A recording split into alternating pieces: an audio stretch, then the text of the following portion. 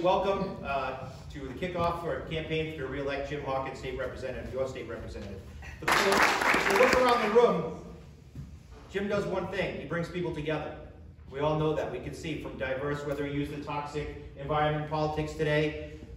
We don't have that here in Attleboro. We bring everyone together. Look around this room. There's legislators from both sides of the aisle.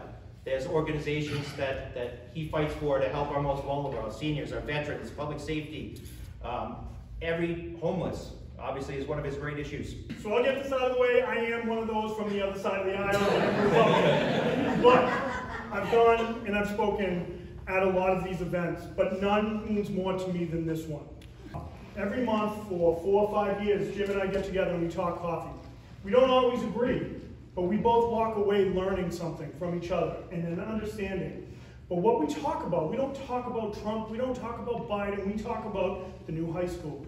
We talk about the new homeless shelter. We talk about each and every one of you and what we can do to make your life better. Jim talked about the tough times.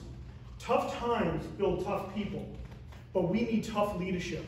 And believe me, people from my side of the aisle came up to me and go, "Hey, who are you thinking that can do a good job at state rep?" And I said, "You're not going to like the answer because there's one guy I'm throwing my weight behind, and that's my good friend, Jim Hawkins." Look around. Democrats, Republicans, Independents, unenrolled, I think is the official title, state officials, local officials, county officials. It's rare that you have a leader like Jim who people put aside preconceptions, they put aside the divisiveness, and they say, that's somebody that I want to support. You look at that homeless shelter that we're building with NeighborWorks, the work that you were all doing, Catholic Charities and the work that you were all doing. Jim led on that, not because he thought it would be a good issue to put on a palm card to go and run on, but because he knows that there's people in pain right here in the city of Attleboro, and that he has the opportunity to do something about it because you empower him to do so.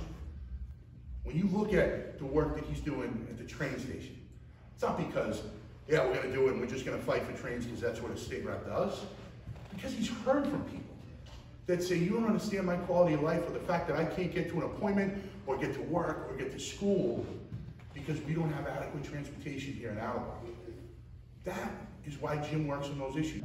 If you don't think that in this day and age, people should be homeless on the streets of Attleboro, then you'll come out and you'll work for Jim. If you believe that small businesses are the backbone of this Commonwealth and this city, then you will come out and work for Jim Hawkins. If you believe that seniors deserve to retire with dignity, then you will come out and work for Jim Hawkins. If you believe that women should have the right to make their own damn healthcare choices, then you will come out. I ask you to continue to empower Jim, to send him back to the State House, send him back to the legislature, so that he can be the voice to keep on saying, don't forget about Attleboro. And right now, I'm asking each of you to ask everyone you know who votes in Attleboro to get out on election day, vote for Jim Hawkins, keep the momentum of Attleboro going forward. And the one thing I'll end on is, I've said it for years, Attleboro's at our best when we come together, and together we're going to continue to do great things with you at the helm. So, Jim!